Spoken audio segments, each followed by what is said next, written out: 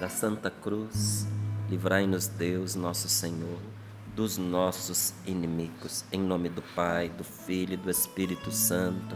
Amém. Pegue a sua Bíblia, por favor, em Isaías capítulo 53, versículos do 6 ao 12.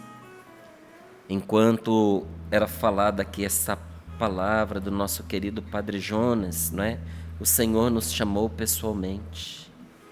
Ele lhe deu dons artísticos, lhe deu a vida nova e o Espírito Santo para que você vá evangelizar. E eu estava ouvindo esta palavra e pensando, quantas vezes nós vimos o Padre Jonas dizer isso aqui entre nós. Um homem que abriu o caminho para tantos de nós, sem ciúme, sem inveja, sem abafar os dons de Deus nos seus filhos, né, que assim ele gostava de chamar, seus filhos queridos espirituais. E eu me lembro quando pela primeira vez eu apresentei uma apostila para o Padre Jonas, pedindo autorização. Eu morava em Portugal, pedindo autorização para distribuir aquela apostila nos encontros de oração que eu estava pregando em Portugal, porque os livros do Brasil eu não conseguia levar para lá, não é? Por causa de importação, era meio complicado na época. Nós estamos falando aí de 24 anos atrás, quase 25, né? E eu pedi para ele, posso, padre? Porque eu sou responsável aqui se eu distribuir uma apostila dessa espessura, sendo o responsável da canção. Não aparece documento, né? Então eu uso o nome da obra, eu só vou fazer se o senhor me permitir. E ele, com um sorriso largo, com toda a generosidade, vira para mim e diz assim: meu filho, não, isso aqui não é mais uma apostila, isso aqui é um livro. Você vai enviar lá para a Cachoeira Paulista, porque nós vamos publicar este livro. E ele poderia ter tido uma atitude diferente, né? Esses temas aqui eu mesmo posso tratar, eu sou o fundador desta obra, esse é um tema recorrente, ou eu já falo sobre isso. Vai, meu filho. Era isso que a gente escutava tantas vezes da boca dele. E pensando também aqui nesta palavra, eu me lembrei dessa comunidade maravilhosa que está fazendo 35 anos, que é a comunidade Obra de Maria, que é tão, gente, tão pródiga em talentos, em dons artísticos. Com a graça de Deus, amanhã estou chegando ali em Recife para celebrar com eles esses 35 anos. Que Deus abençoe essa comunidade Obra de Maria, que também diz ser filha do Padre Jonas, não é? E a quem o Padre Jonas também referiu esta palavra. O Senhor nos chamou pessoalmente, nos deu dons artísticos, lhe deu a vida nova e o Espírito Santo para que você vá evangelizar. Inclusive, o carisma da Obra de Maria é evangelizar com alegria e com criatividade. E uma das coisas que Deus inspirou esta obra foi evangelizar através das peregrinações. Quanto bem essa comunidade tem feito. Então, louvado seja Deus por isso. Você já deve ter escutado a respeito da Obra de Maria. Esse ano, com a graça de Deus, em maio, estarei a convite da comunidade Obra de Maria, que não é a mesma que a Canção Nova. Eu estarei numa peregrinação pelos santuários europeus. Nós vamos fazer ali França, Holanda, Bélgica e Inglaterra. Nós vamos visitar lugares santos que você vai se emocionar. Não tem como não fazer uma experiência de Deus.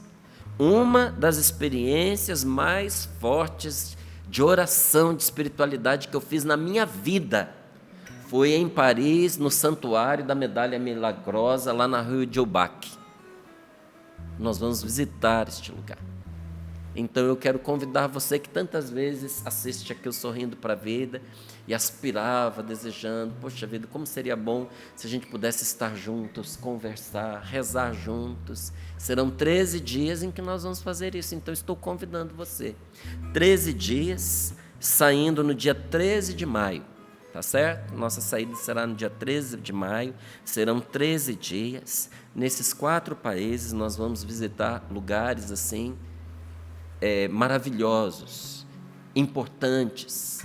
mas, sobretudo, nós vamos viver todo esse trajeto em companhia daquele que é indispensável para nós, nosso Senhor Jesus Cristo. Quem sabe, né? Não fazemos juntos essa viagem.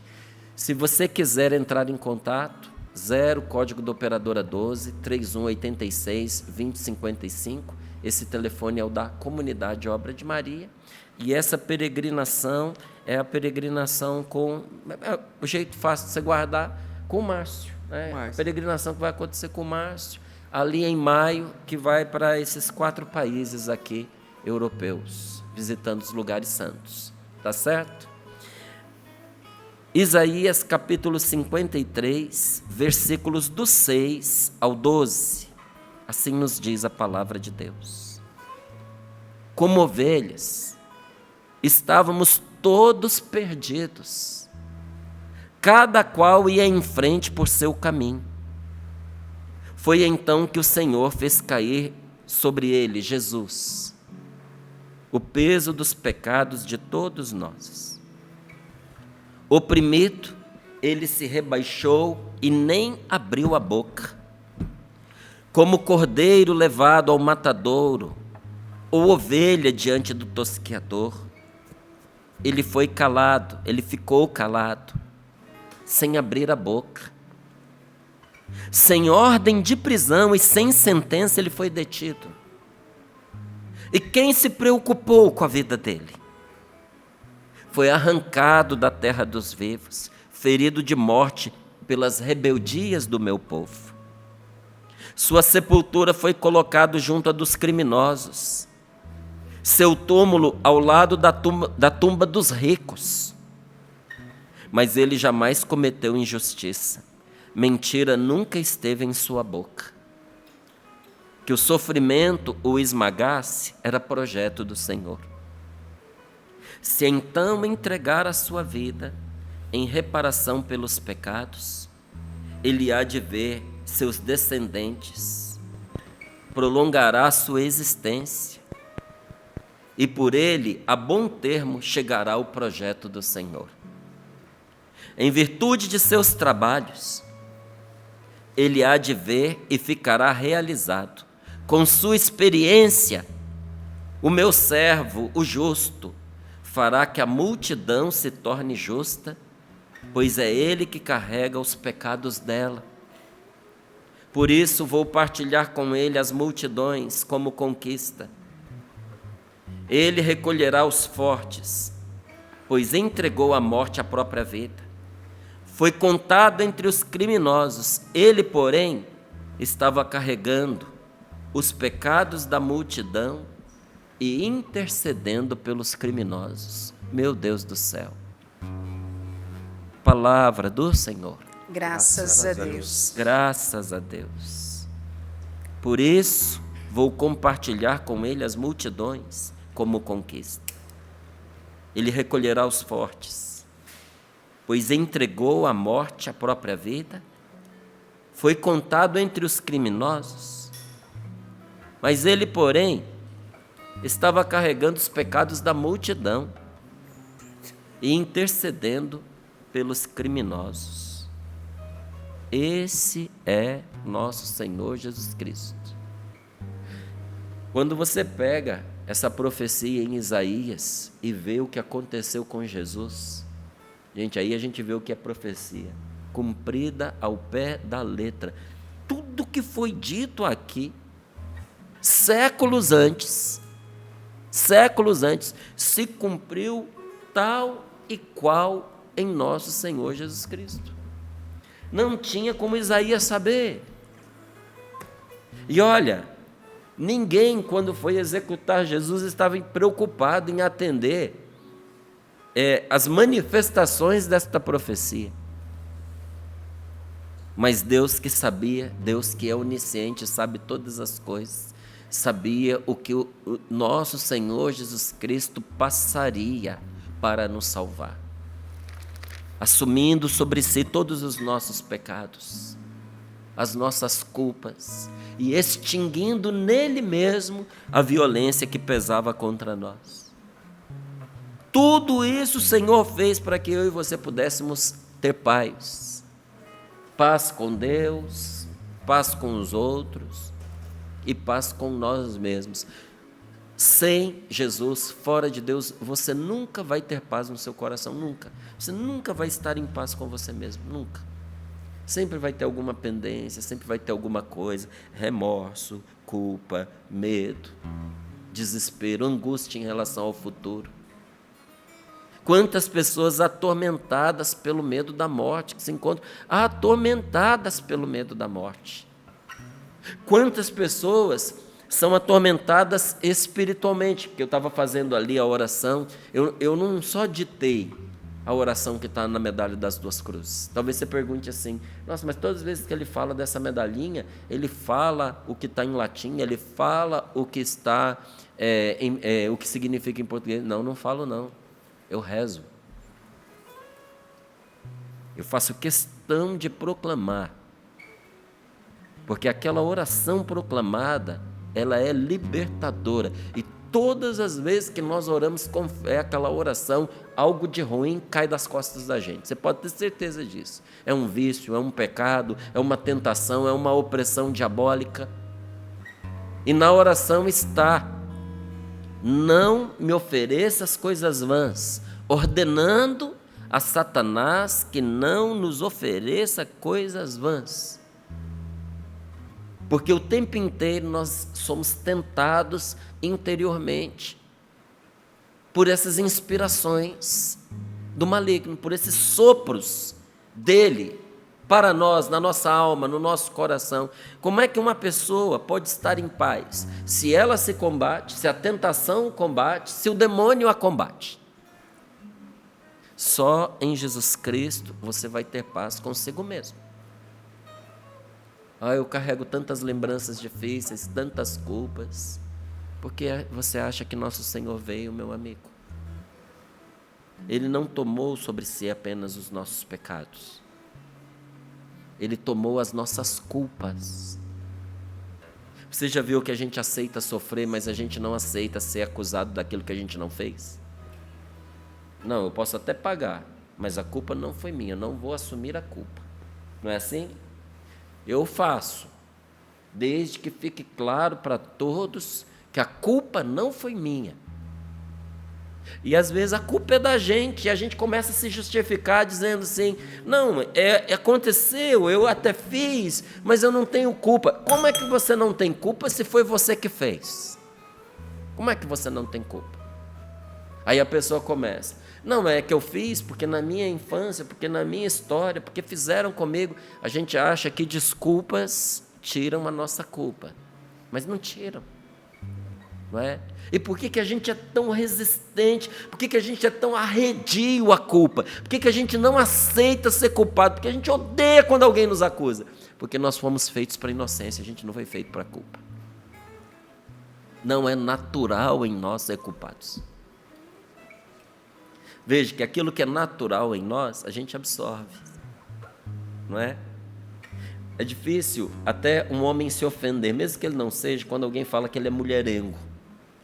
Aí fala que um homem é mulherengo, difícil você ver um camarada que vai se ofender com isso. Se ele for, ele vai achar isso motivo de orgulho. E se ele não for, ele vai achar engraçado. Porque que dificilmente ele vai se ofender. Porque a inclinação natural do homem é para a mulher. Então está dentro da natureza. Isso para nós é confortável a gente lidar com isso. Quando está dentro da natureza da gente, mesmo que seja uma acusação, mesmo que seja uma coisa assim que a gente ainda consegue digerir. Mas por que com a culpa isso não acontece? Porque nós não fomos feitos para ela. Nós não fomos feitos para o pecado, nós não fomos feitos para a culpa, nós fomos feitos para a inocência. Nós não fomos feitos para a perdição, nós fomos feitos para a salvação. Se com a morte tudo acaba, por que as pessoas têm tanto medo da morte? Porque no fundo, todos nós sabemos que com a morte não acaba. E nós não fomos feitos para a morte. Se você se perguntar por que você tem esse receio, por que você tem essa angústia dentro de você, duas respostas. Primeiro, porque no fundo, dentro de você, algo lhe diz que depois da morte tem alguma coisa. E é verdade. E segundo, por que nós somos tão reticentes à morte, quando muitas vezes tem gente que leva uma vida que é pior do que a morte? Tem gente que se morresse era um alívio para a própria pessoa e às vezes para os outros também. E por que a pessoa está ali, olha, resistente? Porque ela não foi feita para a morte, você foi feito para viver. Você foi feito para a vida eterna. E não se trata só de instinto. Porque no ser humano o instinto é dominado. Não é? Todos nós sabemos que um dia nós vamos morrer. Já era para a gente ter dominado esse instinto, essa resistência, esse medo. Você não concorda? Mas nunca vai acontecer. Porque nós não fomos feitos para a morte. Então aquilo que não tem a ver diretamente com a nossa natureza, causa em nós uma perturbação. Jesus veio trazer paz para você. Só em Cristo você vai ter paz. E quando a gente tem paz com a gente, primeiro, essa paz é fruto da paz com Deus. Ninguém fica em paz consigo estando em guerra contra Deus. Então, quando uma pessoa encontra a paz interior, isso já é sinal que entre ela e Deus está tudo resolvido, ela já encontrou o caminho. E olha, gente, se a pessoa está em paz com Deus, e se ela está em paz consigo mesma, essa paz transborda para fora, ela fica em paz com os outros, ela deixa a vida andar. Ela esvazia as ocasiões de conflito. Ela é capaz de perder para que aquela guerra acabe, sabe? Ela vê que não vale a pena. A paz é mais forte que a guerra. O amor é mais forte que o ódio. Mas tudo isso só em Jesus Cristo, nosso Senhor. Você retira Jesus, sinto muito. O resto vira tudo teoria, só balela. Na prática não acontece, porque nós não temos a força particular, pessoal, para exercer esta razão, não é? Porque é uma coisa razoável, uma coisa inteligente, não é? Que o amor é mais forte do que o ódio, que a paz é mais forte que a guerra. Isso até uma pessoa que não acredita em Deus sabe, mas não tem força de viver, porque isso só a graça de Deus pode comunicar. Agora é interessante, quando uma pessoa tem Deus na vida dela, mesmo que ela não seja culta, mesmo que ela não seja um desses filósofos, mesmo que ela não tenha chegado a essa conclusão, à custa de muitas reflexões, o Espírito Santo dá isso para ela assim, ó, de graça. Põe essa verdade dentro dela, mas não põe só a verdade, põe junto com a verdade a força para viver. Aí ela passa a ser uma pessoa de paz, que está em paz com os outros, que está em paz consigo mesma, que está em paz com Deus. Como é que Jesus nos leva a estar em paz? Esta palavra nos mostra como é que Ele nos leva a estar em paz. Como é que o Senhor nos ensina a construir a paz com os outros? Esta palavra que nós acabamos de ler nos mostra como é que nós podemos estar em paz com os outros. Deve-se ensinar os outros por meio dos bons exemplos, com a própria atitude, com a própria vida, pois quem ensina mal não ensina, só causa dano. Ensinar com palavras, ensinar com teorias e não praticar é ensinar mal. Por que tem pai que hoje sofre com o filho? Por que tem mãe que sofre com o filho, com a filha? Porque ensinou mal. Márcio não fala uma coisa dessa, eu nunca ensinei coisa que não presta para os meus filhos. Não ensinou com palavras, mas ensinou com atitude. Às vezes o pai e a mãe passou a vida dizendo para o filho, não fuma, não fuma, não fuma, mas ele fumava. Não bebe, não bebe, não bebe, isso vai fazer mal para você. A gente tem uma família com tendência ao alcoolismo, mas bebia. Às vezes o pai queria ser moralista dentro de casa, mas em cada esquina tinha uma mulher, ensinou mal. Porque dizia uma coisa com a boca, mas dizia outra com a vida. Isso não traz paz para dentro de casa, isso não traz paz para os relacionamentos, isso não traz paz para as pessoas que estão sendo educadas, não traz, gente. Não traz paz quando você diz que a pessoa tem que ser honesta, que a pessoa tem que andar conforme a lei, mas a pessoa se envolve em tudo que é maracutaia. E olha, os primeiros a verem isso são os filhos. Os filhos veem, isso causa um dano enorme, sabe? Por quê? Porque vai convencendo os nossos filhos, os nossos alunos, os nossos discípulos, que nada nessa vida é verdade, que as pessoas são falsas, que essa vida é uma vida de aparências, e quando coisas importantes são colocadas em questão, a pessoa começa a duvidar de tudo, até da palavra de Deus, até do Evangelho. Então, olha, causa muito dano quem ensina mal. Quem ensina deve ensinar bem, e o único ensinamento bom mesmo é aquele que você demonstra com a própria vida. Pode dizer em palavras, mas tem que ter reflexo na vida. E olha, grande parte das catástrofes que nós experimentamos nos nossos dias, elas nasceram do momento em que pecadores aceitaram o direito de punir outros. Vingança, sabe? Porque é muito revoltante quando você vê uma pessoa que faz a mesma coisa castigar a outra pelo pecado que ela mesma comete. A gente condena nos outros aquilo que a gente faz. Diga para mim se é ou não é revoltante quando você percebe que a lei é para uns e para outros não. Mais revoltante ainda quando quem pensou na lei não se coloca debaixo dela. Ah, essa lei aqui, eu pensei essa lei, mas dá um jeito de se eximir dela. Isso é muito revoltante, entende? Isso é fonte de catástrofe. E não só numa nação, mas em qualquer sociedade, inclusive na sociedade familiar. Porque a sua casa é uma pequena sociedade. Filhos crescem revoltados quando vêm pai e mãe exigir deles aquilo que eles não fazem. E o pior, quando usam de violência para poder punir, para castigar. Nós devemos fazer como Jesus. Onde foi que você viu Jesus usar de violência contra as pessoas? Márcio, lá no templo, ele fez um chicote de cordas e derrubou as mesmas, mas ninguém contou que a corda pegou em quem quer que seja. Diz que ele saiu batendo, mas não falou que ele acertou ninguém. Diz que ele virou as mesas, que ele fez um estardalhaço. Mas você não vê violência em Jesus contra os outros. Toda a violência ele assumiu nele mesmo. Porque nosso Senhor, ele sabe que violência gera violência, gente. Se você considera alguém culpado por haver ofendido você, o único caminho de você se vingar de forma boa, produtiva, com bons frutos, é perdoando esta pessoa. A pessoa ofendeu você, perdoa. Mata o mal.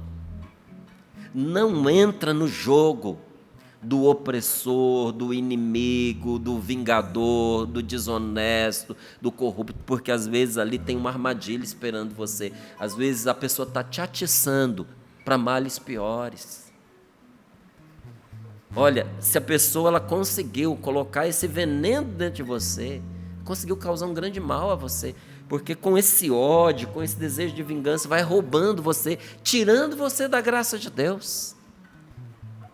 Gente, quem sabe o que é a graça de Deus, sabe que nada nesse mundo paga o preço da gente perdê-la, sair da graça, não paga. Então, se você considera alguém culpado de ter te atacado, de ter te ofendido, seja inteligente, seja esperto, seja sábio, seja bom, seja santo, dê a volta por cima, não se mele nessa sujeira, perdoe essa pessoa, deixa essa pessoa aí. Sabe, não vai atrás para você pegar e para você devolver o mal que você recebeu. Se você nunca antes na sua vida perdoou um culpado, você vai experimentar uma nova alegria, a alegria de perdoar. Gente, a gente pensa que a gente está libertando a outra pessoa, mas a gente está se libertando. Quando você perdoa, você fica livre. Você fica livre. Eu não sei se você já teve a experiência de ver isso, né? Eu já. Eu nunca fui assim do campo, da roça. Eu nasci em cidade grande, mas visitei fazenda. E é bonito quando você vê que o cavalo está um tempão fechado e você abre a porteira daquele curralzinho onde ele estava e você vê a festa que ele faz, sabe? Ele sai correndo assim, sem rumo, desvairado, e pula, e brinca, e se exercita, sabe? Você se alegra com a alegria do cavalo. E olha, faz muito bem, sabe? Nessas pequenas coisas Deus usa para nos evangelizar. Deus nos evangeliza nas pequenas coisas do dia a dia. Ele mostra para nós o que é a alegria da libertação interior num curral que você abre e você solta o cavalo. A gente se sente daquele jeito contagiado por aquele espírito, não é? Quando você perdoa alguém que devia a você. Nossa, é uma alegria de perdoar. Você se liberta daquele ranço que você trazia. Porque a punição é sempre cruel, gente. A punição é sempre dolorosa. Se nós quisermos aprender a conseguir a justiça que traz a paz, nós temos que olhar para Jesus. Você querer punir a sua esposa por não ter te considerado, por ter te humilhado com as palavras dela na frente de outras pessoas, por não corresponder ao que você esperava de uma mulher. Meu irmão, ninguém com quem a gente casa vem igual a gente espera. A gente não casa com a nossa expectativa, a gente casa com uma pessoa. Por que tem tanto casamento acabando? Porque as pessoas estão desatentas. A pessoa casa dormindo, a pessoa casa com o sonho dela, ela não casa com uma pessoa real. De repente, um dia ela acorda e ela vê que não é o sonho, é uma pessoa. E essa pessoa não corresponde a todas as nossas expectativas. Eu tenho plena consciência de que eu não correspondo a todas as expectativas da Rose ainda hoje. Quanto mais há um tempo atrás. Hoje é menos do que antes, porque antes eu estava completamente fora dessas expectativas. Mas a gente é casado, a gente ama, a gente vai se ajustando, porque tem coisas boas que o outro espera de nós. É até um parâmetro, né? É um rumo para a gente tomar na própria vida. É bom quando a gente casa, porque às vezes o que o outro sonha para nós é bom. São coisas que a gente não sonharia, porque nos desafia, nos desinstala, não é? Mas eu tenho que reconhecer, eu estava fora das expectativas dela. E quando eu casei com ela, eu tive uma baita de uma surpresa, porque o que nós vivíamos e quem ela era estava fora das minhas expectativas. Algumas coisas para mais, algumas coisas para menos. Teve coisa que foi bônus, eu não esperava por isso, olha que coisa boa. E outras não, outras a gente teve que ajustar, conquistar. Opa, eu esperava da minha mulher isso aqui, eu não estou tendo. Vamos conversar. E depois de muitos ajustes, a gente vai, olha, chegando a um casamento que é diferenciado, é bom, sabe? É um presente do céu. O casamento vai se tornando um céu para nós aqui na terra. Não, mas você está brincando. Sim, estou falando sério. O casamento vai se tornando para nós um céu. É que quando a gente fala isso para quem o casamento é um inferno, a pessoa diz, não é possível, esse cara está mentindo, ele está brincando. É programa de televisão. Não é programa, não, é verdade. Casamento se torna um céu, mas não quando você toma a decisão de ficar punindo o seu cônjuge. Quando você toma a decisão de ficar punindo o seu marido. É sempre cruel, gente. Punir as pessoas sempre causa dor. E ao contrário do que a gente pensa, não é a punição que educa. Uma vez eu entrevistei um senhor, peço perdão de eu não lembrar o nome dele, ele é um palestrista famoso, inclusive. E eu gostei tanto daquela entrevista que a gente fez no Papo Aberto. E ele falava justamente sobre isso, que a finalidade da punição não é vingar da pessoa, mas é tornar o erro mais difícil. Então, que fique mais difícil para ela cometer aquele erro. Então a punição tem que educar, tem que construir a pessoa.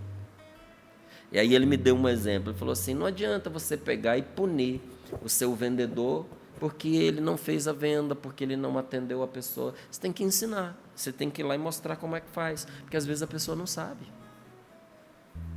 Então, é como está dizendo para nós essa palavra, você tem que olhar quem sabe e fazer igual.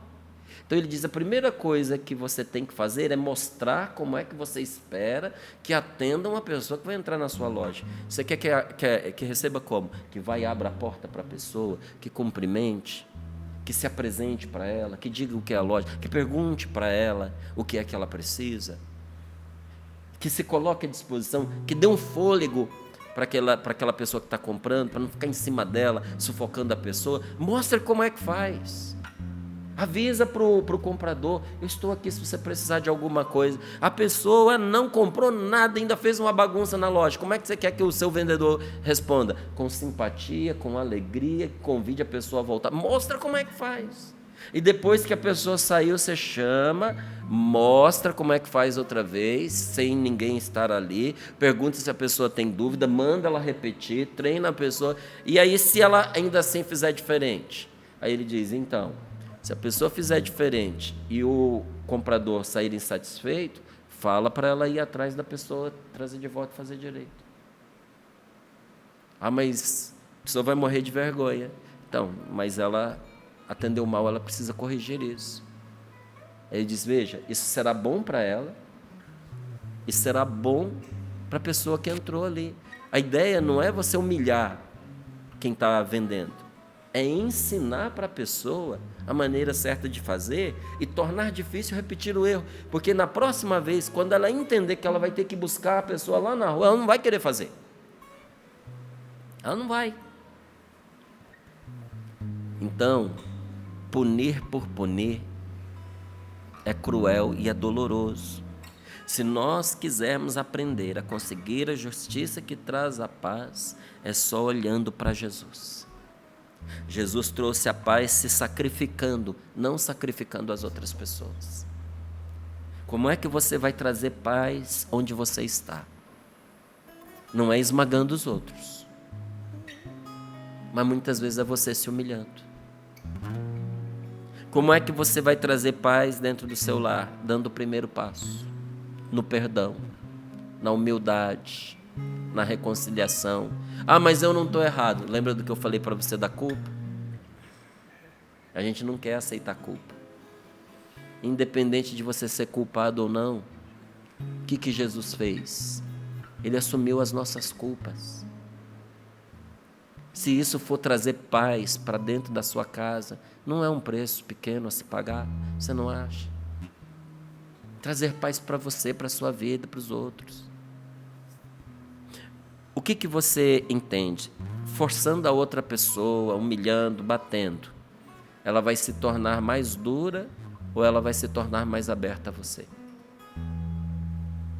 A gente não percebe que com as nossas investidas agressivas, a gente só torna a outra pessoa mais hostil a nós.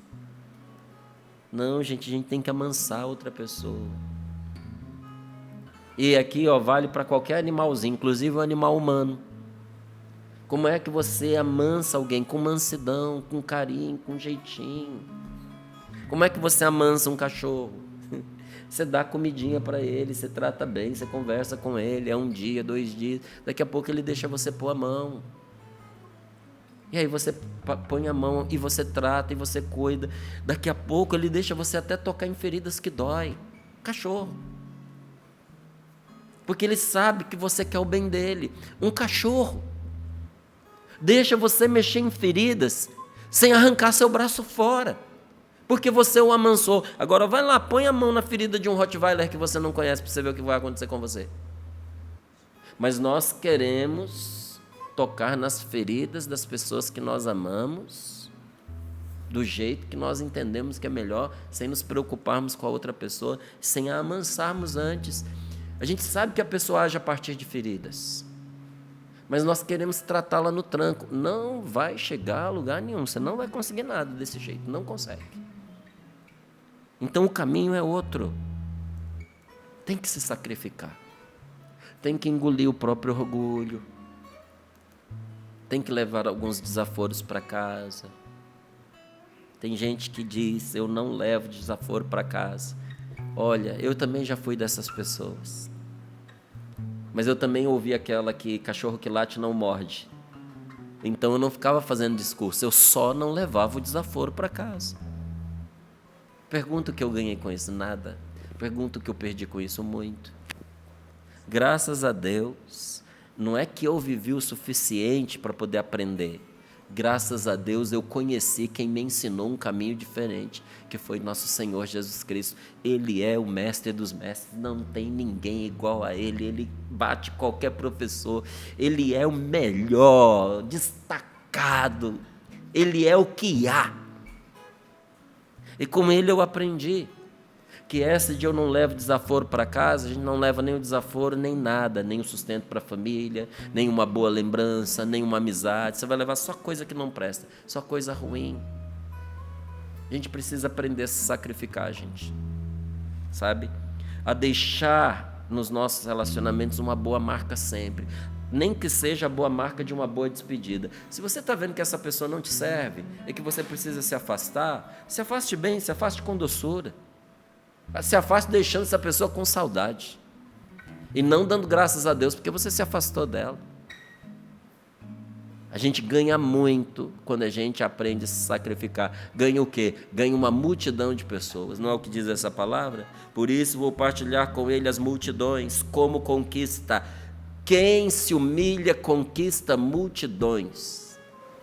Quem se humilha, conquista de volta o seu amor. Quem se humilha, conquista de volta a sua família. O que Jesus fez foi isso. E olha, Ele não só saldou a nossa dívida com o que Ele fez, mas Ele trouxe um bônus incomparável que vale mais que tudo. Com o que Jesus fez, Ele trouxe o Espírito Santo para nós. O sacrifício de Jesus nos mereceu o Espírito Santo. E quando você faz o mesmo caminho que Jesus, o Espírito Santo não tem como não estar junto de você. Seguir os passos de Jesus faz da gente pessoas cheias do Espírito Santo, faz com que o Espírito Santo cerque a nossa vida. O Espírito Santo que vale mais que tudo. O sacrifício de Jesus nos mereceu o Espírito Santo e com ele veio junto a paz, veio junto a graça. Para que isso? Por que isso aconteceu? Porque o pecado havia nos colocado em dívida com Deus. E nós precisávamos lutar contra o demônio que nos mantinha escravizados. Era uma situação que eu e você nós não podíamos resolver porque a dívida era infinita. Quem cometeu o pecado, você cometeu o pecado alguma vez na sua vida? Quem cometeu o pecado se tornou preso do demônio, endividado com ele. Não importa se você pegou 1 quilo de cocaína ou 10 gramas com um traficante. Se você não pagou, você tem dívida. E esse aqui, ó, o demônio, é o traficante da pior porcaria que existe e o mais cruel de todos. Ele te arrasa, não importa o que você tenha feito. Se você tem dívida com ele, e você tinha, e não tinha como pagar. E se você não tem como pagar, essa dívida é infinita. E ao mesmo tempo nós éramos prisioneiros de Satanás, de quem nós tínhamos que nos livrar. Por outro lado, Deus podia expiar o nosso pecado e vencer a Satanás, mas não devia fazê-lo, a dívida não era dele. Não devia. Não era obrigado a fazer. Já que não foi ele que pecou, já que não era ele o devedor, precisava ser alguém entre os devedores, mas que fosse capaz de pagar. Entre os combatentes, mas que fosse capaz de vencer. Como é que Deus resolveu esse problema? Ele se tornou um de nós. Se rebaixou ao nosso nível, porque você pode achar ruim, não me importo. De Deus para o que a gente é descer demais, meu amigo. Se rebaixou ao meu nível, se rebaixou ao seu nível para poder nos salvar. E a gente não quer descer das tamancas para salvar a nossa casa, para salvar a nossa família, para resgatar uma pessoa que está revoltada conosco, com Deus. Jesus se tornou um de nós. E na cruz ele destruiu o pecado e venceu a Satanás, tomando toda a violência e todo o castigo que era para nós sobre ele. Oh, meu Deus, muda o meu coração. Feche os seus olhos um pouquinho, põe as mãos sobre o seu peito e pede a Jesus essa graça. Muda, Senhor, o meu coração. Porque a tua vitória, Jesus, é completamente diferente, porque não faz violência aos outros. O Senhor assumiu a violência sobre si. Tudo que a gente faz contra os outros torna-se uma fonte de males, de ódios, gera inferno. Tudo que em Deus eu sofro e me sacrifico por causa dos outros, gera bem. Colabora, coopera com a salvação e traz o céu. O que você quer na sua vida? O céu ou o inferno? O inferno ou o céu? Dê a sua resposta a Jesus. E diga, Senhor, me dá a graça de trazer céu para dentro da minha vida.